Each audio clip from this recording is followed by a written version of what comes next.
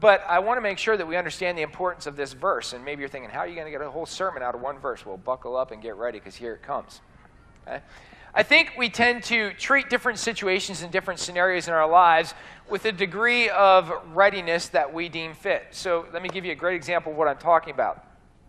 One night this week, in the middle of the night, I woke up, and which is not uncommon for me. We heat our house with wood, with a wood stove this time of year. So oftentimes, somewhere in the area of 1, 2 a.m., I'll wake up in the middle of the night, and even if I know the wood is stocked, or the stove is stocked full of wood, I still feel the need to get up out of bed, wander over, and check it. Because if I don't, then I know, that's going to be the night I wake up in the morning and there's nothing left, and the house is cold and this and that.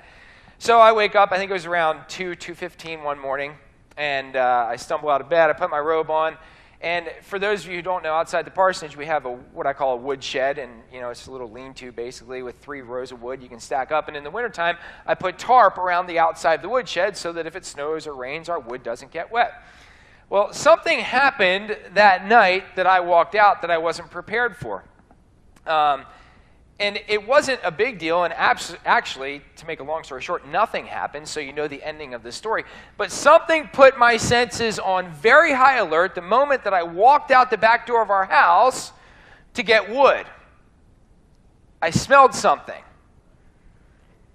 I smelled a skunk, right? I don't know where the skunk is at.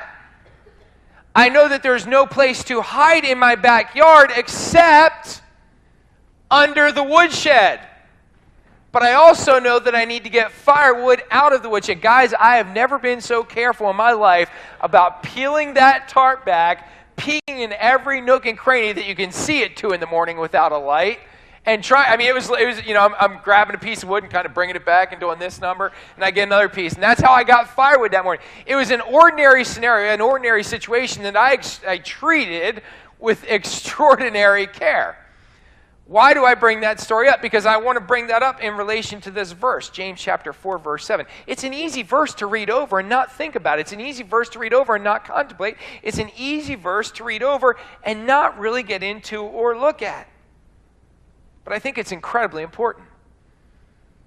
Submit yourselves then to God, resist the devil, and he will flee from you. You see, the order and the wording of this verse is very intentional. The order is very intentional. Submit yourselves then to God, resist the devil, and he will flee from you. We oftentimes read it in reverse. We try to resist the devil without submitting to God. But the order is there for a reason. It's on purpose. We try things in our lives. We try and do it on our own. We try and do it on our own power. And whatever the situation or circumstance may be, we often do it by ourselves. And then when it doesn't work out, what do? That's when we attempt to submit to God. That's why Solomon wrote these words in Proverbs chapter 16, verse 9. He said, "In his heart a man plans his course, but the Lord determines his steps." So what we're going to be talking about today is right order of doing things, allowing God to work in our lives and through us instead of trying to do it on our own. Now, we're going to spend a lot of today's message talking about submission, right? Submitting ourselves to God. Why do I bring that up? Because we all want the end result, but are we willing to put in the work to get there? We want our cake, but we don't want to have to go through the process of mixing it up, right? And put it in the mixer and then baking it and then cleaning up all the dishes. And I'm speaking for myself here. I love eating cake, and it's starting to show a little bit too much because I got to start eating less cake, right? And I love it when my wife and my daughter make cake, but I don't like making cake because it's a little too much work. Or if you've ever seen these new dinner kits, I'm sure you've seen the commercials on television. I wrote down some of the sites that you can get them from. Freshly is one of them, Meal Kit Delivery Service, Blue Apron, Home Chef, Freshly. There's a whole host of them. And what these sites will now do is for a cost, they will deliver to your door a meal that you cook and prepare for yourself. They have all the portions measured out and cut out, along with the instructions on how to do it. You know, we used to call that a grocery store and a recipe. But now they do it all themselves. And anybody can do it. And these businesses are booming, folks. They're absolutely booming. So I was curious. I thought, how much does it cost to have a meal delivered to my house? Through the Freshly is one of the organizations who does this. Through Freshly, if you buy 4 meals a week from them, they will charge you $49.99, which comes out to $12.50 per meal. For you to cook your own meal and clean your own dishes. And I'm thinking, that's some good marketing they got going on. Because I can already do that for far less. Right? Do you want to do the work? Do you want to put in the work, or do you just want the results at the end of the day? Are you willing to submit yourselves to God? It's comparable to what Jesus talked about in Luke chapter 14 when he gave a couple examples about discipleship. The cost of being disciple. The people came to him, his disciples said, the people were asking him, what does it take to be a disciple? And here are some examples he gives. He gives 3 examples. The first one, he says, look, first one is like a man who went to build a house, but before he built his house, he didn't count out how much money he had, right? And he started to build this house, and when he got done, he didn't have enough money left to finish it. So people made fun of him and said, look at this man. He started building this house. What a fool. He didn't have enough money to finish it. Why not count how much money you can afford to build and then build your house within those parameters? Second example he gives is about a king going out to war. He says, look, if you're a king and you're going out to war and you've got an army of 10,000 soldiers, and you're going out to a war against an army that has 20,000 soldiers, first of all, you got to do one thing. Go barter peace. It's either that or you're going to die. So that's what a smart king does. And then the third example that he uses, he talks about salt. It's this weird cryptic kind of salt passage. He said, salt is good, but if a salt loses its saltiness, how can it be made salty again? It's fit neither for your food nor for the manure pile. It's only good to be thrown away. Right? And that's what Jesus Christ says about discipleship. He talks about the cost of being disciple. And what's he saying through these examples? Before you make a commitment, that you need to count the cost and what it's going to take to be a disciple of his. That's exactly what Jesus is referring to in those passages. Because many people don't. Yeah, that sounds good. My parents are Christians. I want to be a Christian. I want to call myself a follower of Jesus Christ. Oh, the cool kids are doing that? Because all the cool kids come to church on Sundays, right? Yeah, then I'm going to do that. But why are you a disciple of Christ? Why are you a follower of Christ? If you're not willing, Jesus' words, not mine, if you're not willing to go all in and make that commitment, then don't do it in the first place. Jesus had a way of winnowing down the crowds a little bit, didn't he? So the question I want to ask today in relation to that is, are you willing to submit to God? Are you willing to submit to God? Well, what does it mean to submit? I bring this up because I think so often our definition of the word submit and submission are not in tune with God's definition of the word submit and submission. I mean, we tend to resonate with what's written in Job chapter 22, verse 21. If you're not sure what's happening in the book of Job, you've got a guy named Job who is being tested by Satan. It is a real-life example of figurative spiritual warfare. Well, not figurative spiritual warfare, literal. It's playing out in front of his very eyes, basically. But Job's friends come in an attempt to console him, you would say, when the man has lost his wealth, he's lost his family, he's lost his health, he's lost his farm, his herd, his way of income. He's basically lost everything. He's covered with diseases. His friend Eliphaz comes to him and says this, submit to God and be at peace with him. In this way, prosperity will come to you. And that sounds good on the surface, doesn't it? We like the way that sounds. That makes us feel, submit to God and prosperity will come to you. But this is an example of false advice that's given by a friend to another. Because Eliphaz assumes 2 things to be true that are not true in this passage. The first thing that he assumes to be true is that Job did something wicked to put himself in this situation. That Job sinned, that Job turned his back on God, and the reason that Job was in this situation is that he was being punished. That's what Eliphaz assumed to be true. It's not true. The second thing he assumed to be true is that Job desired a return to his earthly wealth, to his physical status, to having money and possessions and things. When a few verses before that, Job is very explicit that he doesn't care about the things anymore. Job wants right relationship with God to be back in his list. He doesn't care about the things. He cares about a right relationship with God. That's where his focus is at. That's where his priority is at. His friend doesn't see that, and that's why this advice is false advice. It's bad advice. It looks good on the surface, right? Submit to God and be at peace with him. In this way, prosperity will come to you. But there was false assumptions in this advice. Do we view submission through the eyes of Job? Or do we view submission through the eyes of Eliphaz? Are we viewing submission through right relationship with God? Or are we viewing submission through what we can get out of it in our lives? You see, how this fleshes out, in my opinion, is that we so often as followers of Christ say that we want to submit as long as we still have some kind of control in our lives. Right? God, I will talk to this person about you if you present the opportunity. And guess what happens while we're waiting for the opportunity to talk to this person? We miss a dozen opportunities in between. And then when the opportunity comes along in a way that we don't expect it, we say, well, the situation wasn't just right. We like to maintain control in our lives, right? God, I'll live my life for you as long as it's in the confines of my pre-existing situation and circumstances. Right? I'll live for you. I just don't want to move, change jobs, change churches, change friends, have new relationships, and get out of my comfort zone. Other than that, I'm all yours. Right? I'll serve you with my life as long as it fits in my schedule, because I got bowling on Tuesday night and I'm doing something good at church on Wednesday and I'm doing all this other stuff. But other than that, I'll do it. I'm sold out for you, God. Submission isn't at our convenience, is it? Submission is at God's will. Romans chapter 8, verse 7 says, the sinful mind is hostile to God. It does not submit to God's law, nor can it do so. Ouch. That's painful. Hebrews chapter 5, verses 7 through 10 says this. During the days of Jesus' life on earth, he offered up prayers and petitions with loud cries and tears to the one who could save him from death. And he was heard because of his reverent submission.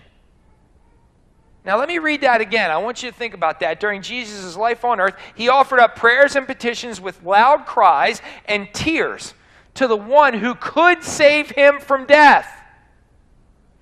And he was heard because of his reverent submission.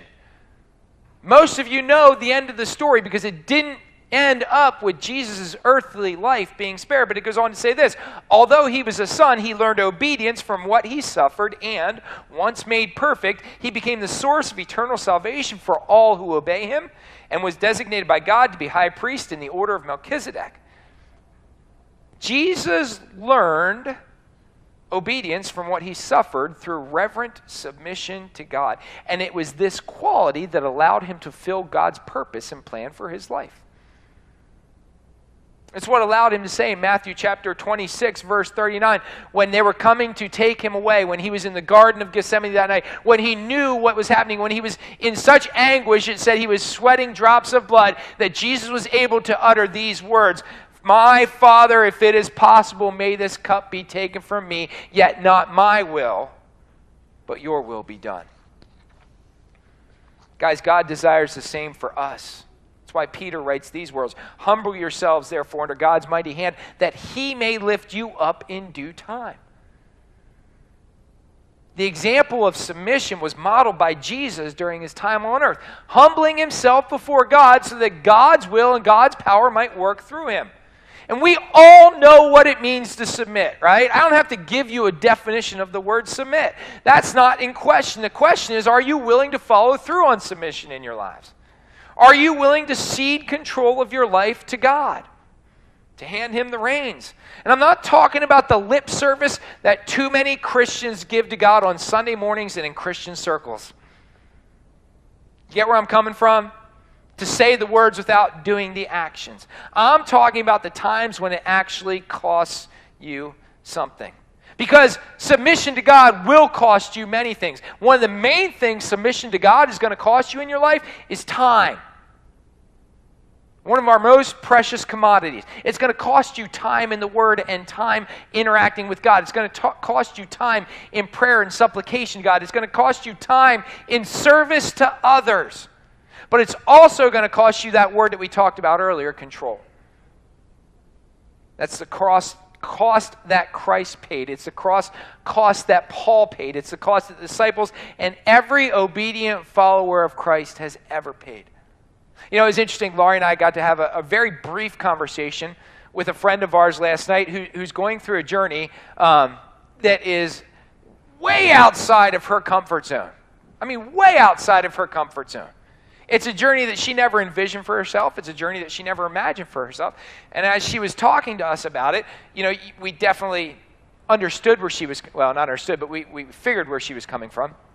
And it's a journey that has already taken her and will continue to take her to people, places, and things that are way outside of what she wants to deal with. It's going to take her to places where she is going to get torn apart in the public eye. It's going to take her to places and going to put her and her family in very uncomfortable places. So why is she doing it? She's doing it because she feels that God is calling her to this time for this purpose. And what was fascinating about the conversation with her is she said, look, even if he's not, even if I'm reading the situation wrong, and even if it doesn't work out the way we hope it works out, God might still be using this situation to prepare me for what is to come. I thought, wow, what an amazing perspective. Because as we were talking and she told me about the situation, I simply looked at her and said this, we are praying for you. Because that's what you need more than anything.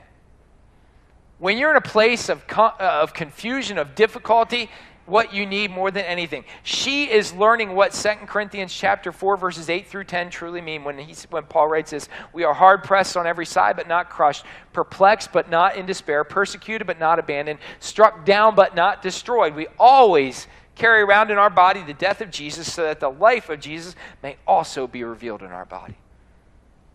Why is she willing to subject herself and her family to this? Because she believes that God's plan and God's purpose for her life is greater than her plan and her purpose for her life. Guess what that's called? Submission. So here's the crux. Here's the question. Here's what it all keys upon. Do you submit yourself to God? Again, not do you do it with words, do you actively and actually submit yourselves to God? And we wonder why Satan isn't scared of us. He isn't running in the opposite direction. What do I mean? The verse today said what? Submit yourselves to God, resist the devil, and he will flee from you. Is Satan running away from you? Probably not. Scott, Pastor Scott, I just don't understand why the devil is not fleeing from me. It's because you're missing the largest part of the equation. Submission to God above all else. Satan, or at least Satan's angels, ran from Christ when they saw him. Right? There's a man in the book of Luke, chapter 8, tormented by an evil spirit. What do we know about this man?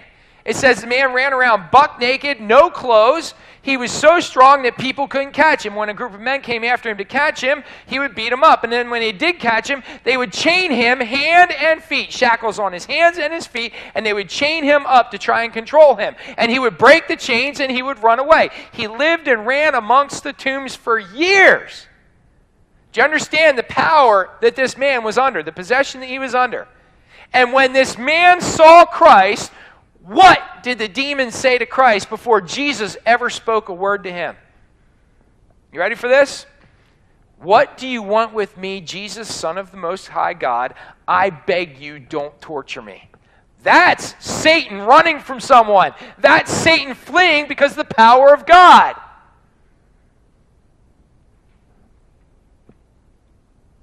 Jesus never confronted him. The demon cried out before Jesus ever had the chance. So what's the difference between Christ and us? The difference is that Christ was totally submitted to God. He was totally submitted to the will of the Father because Jesus was fully human.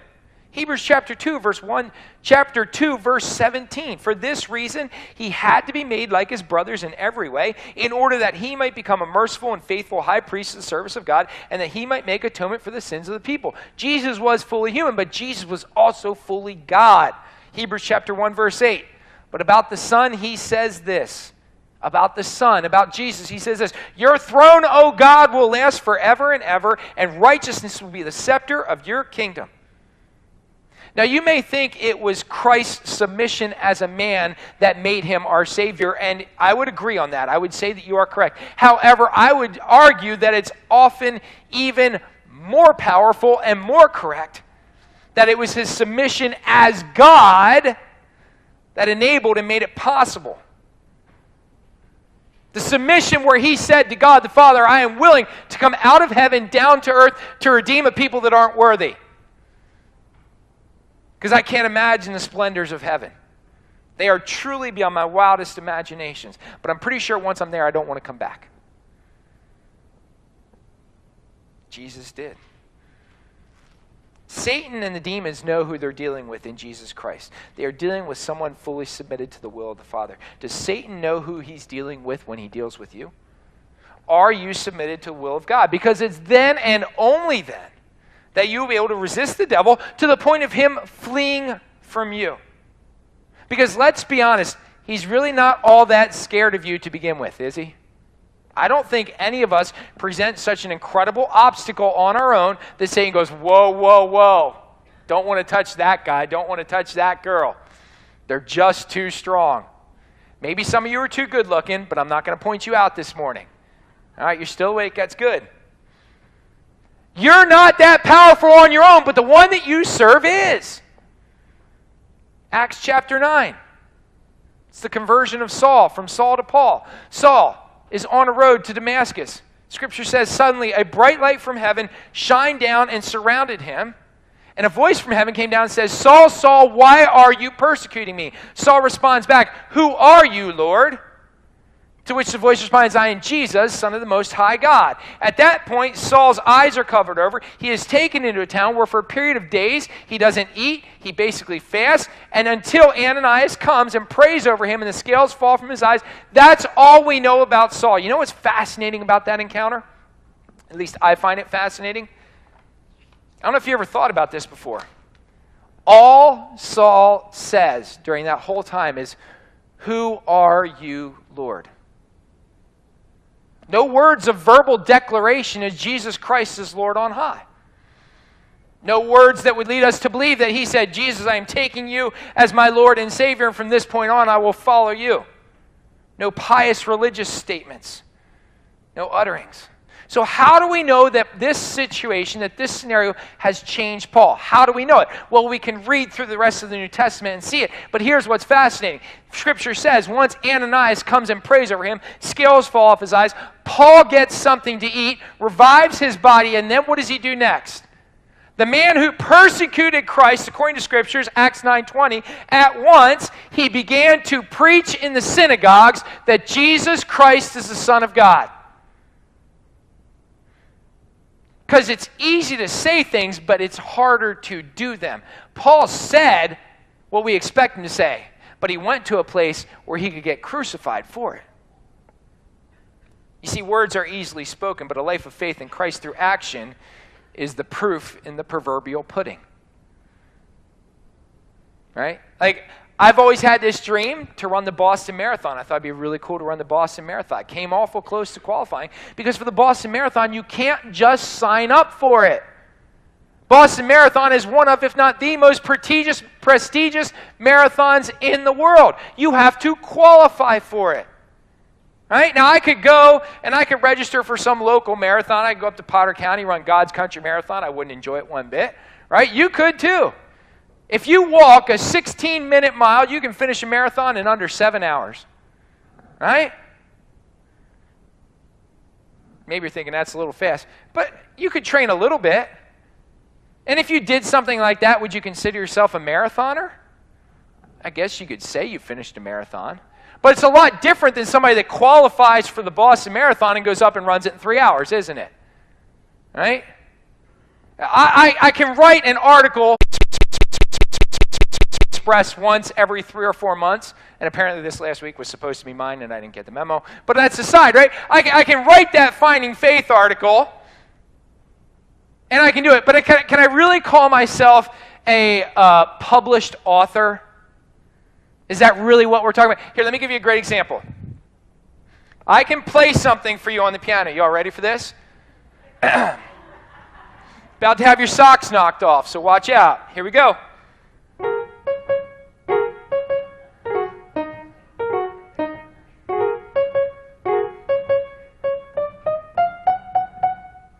Right? Thank you very much. Now, I played the piano in front of a group of people. Does that qualify me as a concert pianist? Do you get where I'm coming from here? Right? I can say that I resist the devil, and I do. But until I'm willing to submit myself to God, my limited strength is bound for sure defeat at the hands of, if you remember what we read last week about Satan, was God's most perfect creation.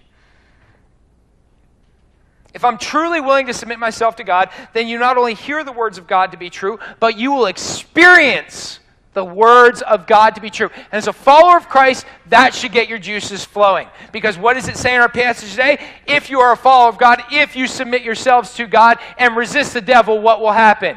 He will run the opposite direction. He will flee from you. That's exciting stuff. But you can't do it without submitting to God. Once you do that, you will find the words that Jesus spoke to Peter be true, and he will look at you and call you by name and say, you are so-and-so. I can point you out one by one, but I don't think you want me to take the time. And on this rock I will build my church, and the gates of hell will not be able to stand against it. That's exactly what he meant when he was talking to Peter. Resist the devil, and he will flee from you. Why? Out of proper submission to God.